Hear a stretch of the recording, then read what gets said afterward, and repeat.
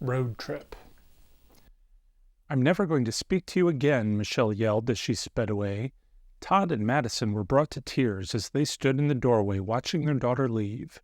They didn't mean any harm, they just wanted her to think about it. Driving across country to become an actress was not something they could support. Not that they didn't love her. In fact, as an only child, they loved her very much. Michelle was difficult and impulsive, and when she was going through a phase, they knew to keep quiet. But this time was different. Her big dreams were always manageable, but moving across the country was too much. "Todd, I'm so worried about her. Why does she get like this?" Madison said. "It'll be okay. Just give her some time," responded Todd. And they did. Time passed. Weeks turned into months. Not a single word from Michelle. They tried reaching out, but all their letters were returned unopened. Could she have been that angry? Over the years, Todd and Madison would turn on the TV hoping to see Michelle living her dream. Just seeing her safe would give them so much comfort. They kept watching and watching, hoping they would see her someday. Do you think they're going to see her someday? I'm guessing not. This is a hidden horror puzzle, and this is the third and probably final, if they don't make any more, of these puzzles made by Twisted Puzzles that I am doing because I find them so much fun, and that sort of horror aspect is really exciting to me. Since we've been around this block before, we are going to just jump right in. Check out my other videos if you kind of want to get more of the backstory on how these puzzles work, but it's pretty simple. We are going to take this 1,000-piece puzzle, ignore the printed puzzle solution minus the hidden horror scratch-off section, which will give us that surprise twist at the end. Now, I did do these other puzzles. I'm a slow puzzler. This one took me 15 hours. This one took me 12 hours. I'm going to see if we can beat that time on our third and final puzzle. Let's get started. All right, the first thing I'm going to do are pull out the red-backed pieces. Those are the hidden horror pieces. Now we're going to sort the white-backed pieces by shape. Here we are 30 minutes in. I only have a handful of pieces left to sort. Sorted them by shape and color. Obviously, the red ones pulled aside, even if they have just the barest hint of red. The only thing I've noticed here, I do have some red edge pieces, which I don't think I've had in the other puzzles before. That's going to make putting the border together a bit of a challenge. But we are going to go ahead and throw them into the red box. Continue sorting. We should be done momentarily. At the 1 hour mark, I've got almost all of the pieces sorted. I do like the fact that these are much brighter pieces than the other puzzles. It might make it a little bit easier to put the pattern together.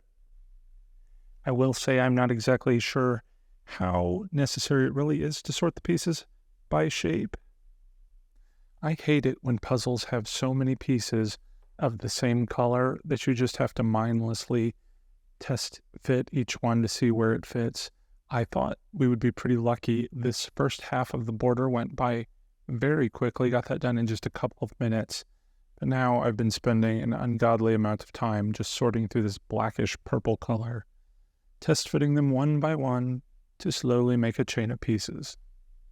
Finally, the fun is beginning. We did get the black border done. There were just a couple of small pieces where there was a color differentiation that made it just slightly easier. But now we're getting into the fun color parts where we can see a telephone pole starting to take shape. And of course, our Route 66 sign. Progress has really slowed down.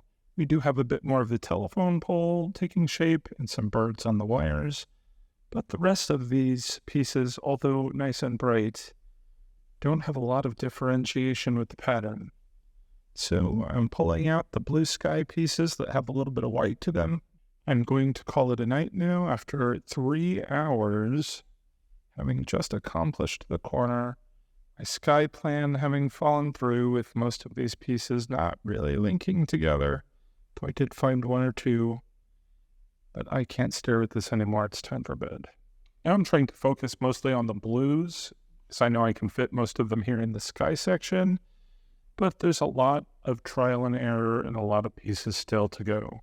4 hours in, and it looks like we've got the mountain range peeking into the picture up here. And another half an hour in, and I've got most of the clouds done except for that one pesky missing piece. And we're going to keep working on the mountain range here. Having a little difficulty with the mountain because the lines here aren't very crisp and clear. But 6 hours in, and we've got that mostly completed. And we can see a van starting to take shape here on the road.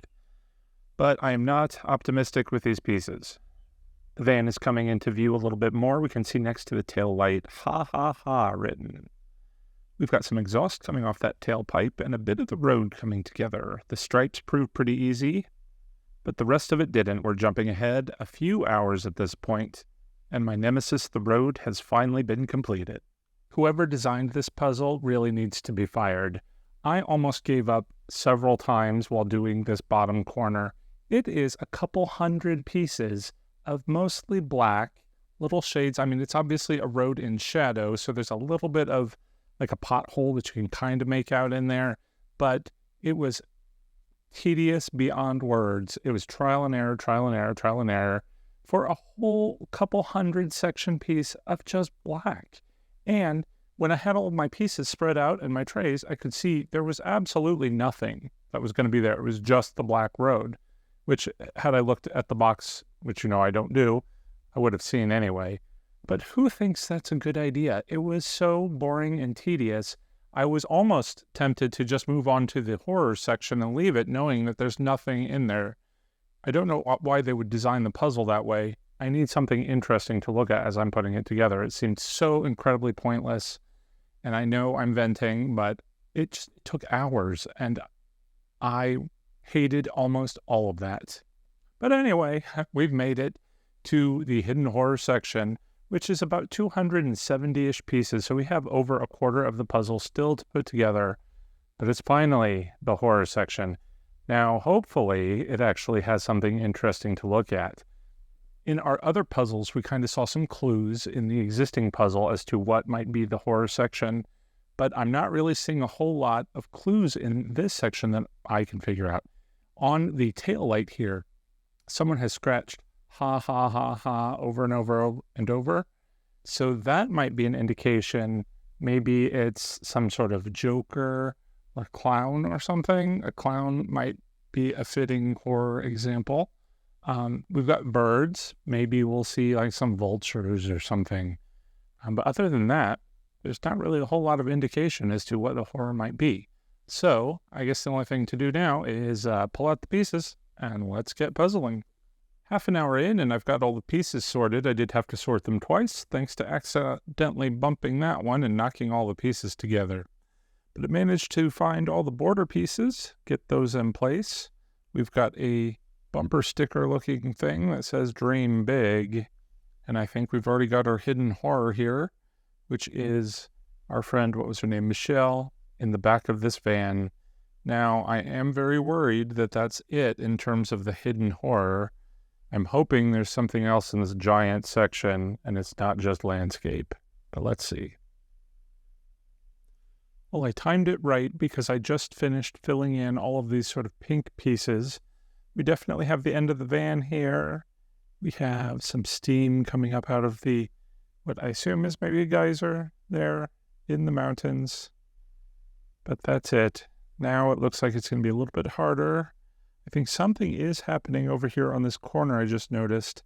There's some faint, like reverse lettering here. I don't know if that's a subtle or what, but we're going to find out.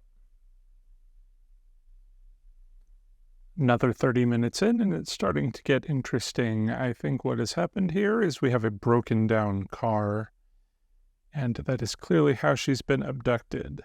But what's going on with her car? Hopefully something is interesting. Let's wait and see. Things are moving much more slowly now. These pieces are hard to fit together, but we do have a car taking shape. Looks like the front hood is up, indicating some car trouble.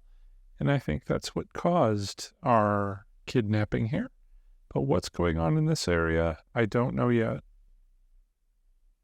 We're making a bit of progress on the car. You can see now we have a full back window, and clearly we had a flat tire. We've got a jack underneath the car right there.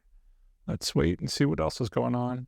I think one more half an hour should do it. It looks like we've got a emergency cone set up here. I'm not really sure what this is, but we're about to find out.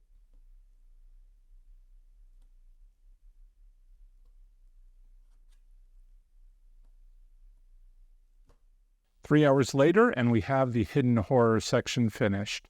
I will say I do like this hidden horror because I think it's the creepiest of the three puzzles that we put together, because it could happen to any of us. The look of terror on this kidnapping victim's face is just awful. Awful in a good, creepy, scary way. I don't really love the image overall, though. I think because the story that it portrays is a bit off. First of all right, we have her broke down car, and that's what the steam is here, right? It's steam coming out of her engine. At first, I thought it might have been like geyser steam or something like that. But she also has a flat tire. So it's kind of unbelievable. I think that she has her car broke down, obviously. She has engine trouble, but she also has a flat tire. And then here, in the darkness that's so hard to see, you have her dropped purse and a telephone. So obviously, when her car broke down, she could have been phoning somebody to be like, help, I'm all broke down, including her parents, who said they never heard from her ever again. So don't love the story. I love what it was trying to be. I just don't love the execution. And I hate the execution of the puzzle overall.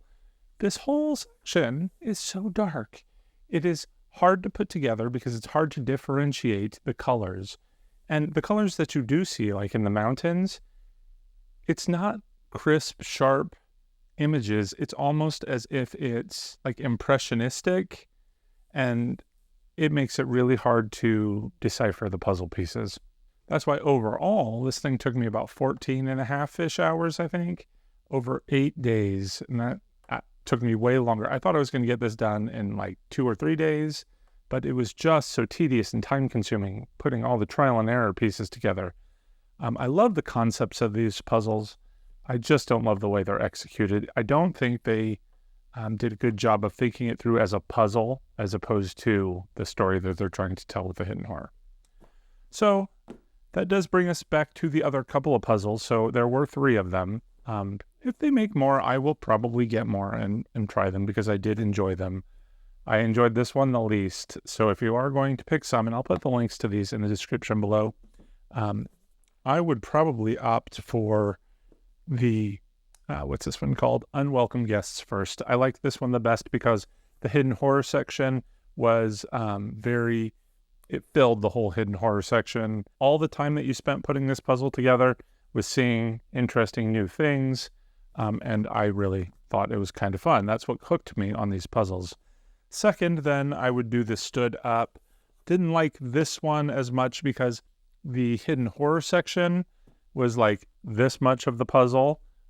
So I would have liked the horror aspect to be just a little bit more prominent in that one. And then this one, of course, the least. And this one, again, is called Road Trip. And I just don't like it because of the way I had to put it together. Too time-consuming. It wasn't enjoyable. I wanted to give up on it a lot. I'm one of those people that once I start it, I have to finish it. And that was the only thing that kept me going, plus the fact that I'd started making the video and I couldn't stop halfway through. I had to see it through. But if I weren't making the video, I'm not sure I would have even finished this puzzle. But that's going to do it, I guess, for today. I can't wait to put some more puzzles together with you. I've got a few more mystery puzzles as opposed to the horror puzzles, so we're going to try some of those next, I think. But I got a few more crafts on the horizon, and of course, lots more Halloween activities and crafts and whatnot to share with you as well as we get closer to the Halloween time frame. In the meantime, we're just going to have to keep enjoying this fun stuff. All right, before I go, I did want to say a special thank you to all the patrons who help support the channel. If you're interested in joining our Fright Club, be sure to check out a link to my Patreon page in the description below. It's going to do it for today. Thanks for watching, everyone. Till next time, take care and happy puzzling.